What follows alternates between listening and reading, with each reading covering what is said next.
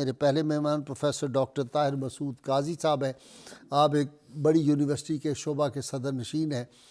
پچھلے دنوں یہ جو تھے ان کی صحت درست نہیں رہی تھی، تو آج یہ صحت یاب ہو کے آئے ہیں. ہماری دعا ہے اللہ تعالیٰ ان کو صحت کاملہ عطا فرمائے. قاضی صاحب بڑے درویش آدمی ہیں، تو میں ابتدا کر رہا ہوں جناب قاضی صاحب سے. جی ڈاکٹر قاضی. بہت شکریہ جناب. بہت اہم موضوع اور تاریخ کے روشن اوراق سے جس طرح آپ مطالعہ شیئر کرتے ہیں نوجوان نسل کی ایجوکیشن کے لیے، یہ بہت اہم ہے، جس پر آپ بھی مبارکباد کے مستحق ہیں، اور آپ کا چینل بھی اور آپ کی پوری ٹیم. جناب سر، غزوہ احزاب ہوا 5 ہجری میں. نبی کریم صلی اللہ علیہ وآلہ وسلم اس غزوے میں خود بنفس نفیس شریک ہیں، اور ایک چٹان آ گئی اور حضور علیہ السلام سے عرض کیا صحابہ نے، یا رسول اللہ یہ چٹان نہیں ٹوٹ رہی.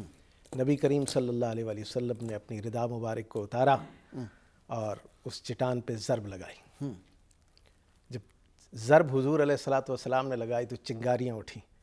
حضور نے فرمایا اوتیتو مفاتیح الشام، مجھے شام کی چابیاں عطا کر دی گئی. سبحان. پھر حضور علیہ السلام نے فرمایا کہ فی مکانی ھذا، اس مقام پر کھڑے ہو کر میں شام کے سرخ محلات کو دیکھ رہا ہوں. سبحان اللہ. دوسری ضرب نبی کریم صلی اللہ علیہ وسلم نے نعرہ تکبیر بلند کرتے ہوئے لگائی تو فرمایا اوتیتو مفاتیح فارس، مجھے فارس کی چابیاں عطا کر دی گئی. سبحان اللہ. اسی طرح تیسری ضرب پر بھی حضور علیہ السلام نے یمن کی چابیوں کا ذکر کیا.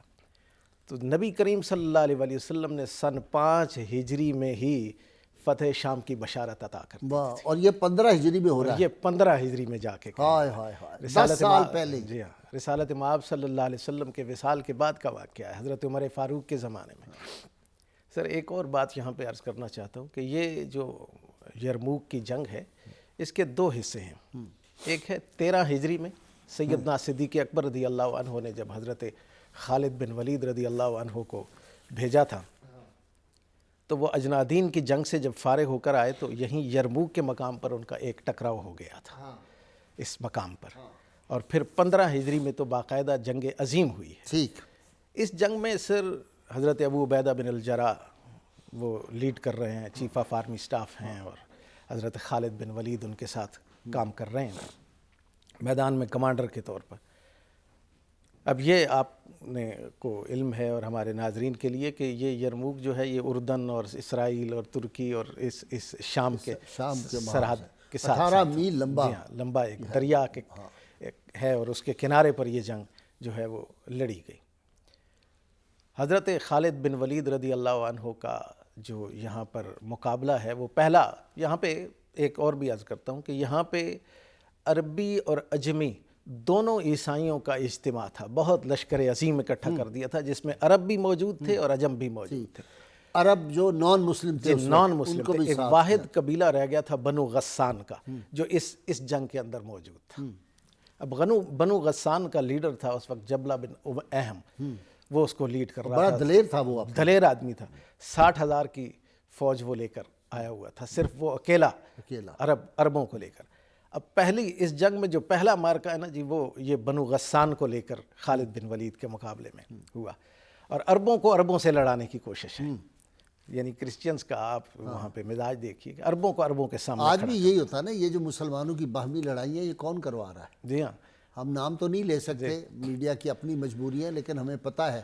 جمال عبد الناصر رحمۃ اللہ علیہ نے، میں تو رحمۃ اللہ علیہ کہوں گا، اس نے کہا تھا سمندر کے اندر تہ میں اگر 2 مچھلیاں بھی لڑی ہوں اس کے پیچھے ہاتھ دیکھو گے تو بنی اسرائیل کا ہی ہوگا. اب نام نہیں لے سکتے، بہرحال آپ بھی سمجھ گئے.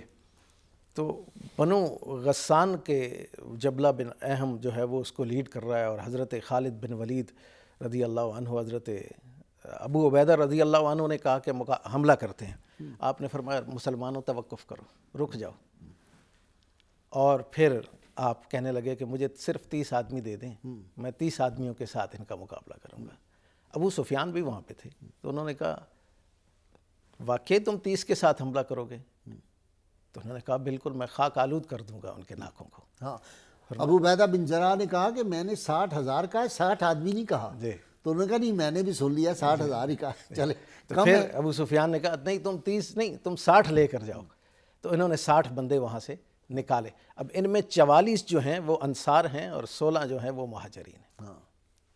اب ایک بڑی مشکل فیصلہ، اور اس جنگ کے اندر غزوہ بدر میں شامل ہونے والے 100 صحابی بھی موجود جی 100 صحابی 100 صحابہ بدری ہیں، 1000 کے قریب تو صحابہ کرام رضوان اللہ علیہ مجمعین اس جنگ کے اندر موجود ہیں ٹوٹل۔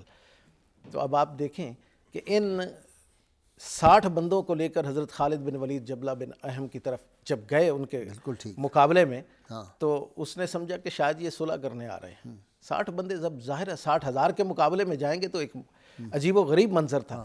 تو اس نے کہا کہ انہیں آنے دو آج، ذرا میں ان عرب کمانڈروں کو میں بتاؤں گا کہ صلح کیسے ہوتی ہے۔ تو جب یہ سامنے گئے تو انہوں نے کہا کہ ہم تو حملے کے لیے آئے، ہم تو مقابلے کے لیے آئے ہیں۔ اس نے کہا واقعی؟ تو انہوں نے کہا بالکل۔ جبلہ بن احم نے کہا کہ واپس جاؤ یار، تیاری کر کے آنا، میں یہ نہیں چاہتا کہ عرب کی مائیں یہ تانا دیں کہ 60 کے مقابلے میں 60,000 تھے اور 60,000 نے 60 لوگوں کو کچل دیا، تو ایسے نہ کرو، جاؤ تیاری کرو۔ حضرت خالد بن ولید نے کہا کہ ہمیں آزما لو، ہم تو کھڑے ہیں۔ اب 60 کی صف بنا لی، اب ان 60 کی صف پر 60,000 ٹوٹ پڑے جبلہ بن احم کے کہنے پر۔ جب 60,000 ٹوٹ پڑے تو بڑی مشکل ہوئی، پہلا حملہ، دوسرا حملہ، اس صف کو توڑ نہیں سکے، اور 5,000 رومی اس میں قتل ہوئے ہیں جی، اور یہاں ٹوٹل جو کیجولیٹی ہے 10 شہید ہوئے، 5 قیدی بنے، بس یہ ہے، 45 پھر واپس آ گئے۔ جی کمال ہے ویسے، کمال ہے۔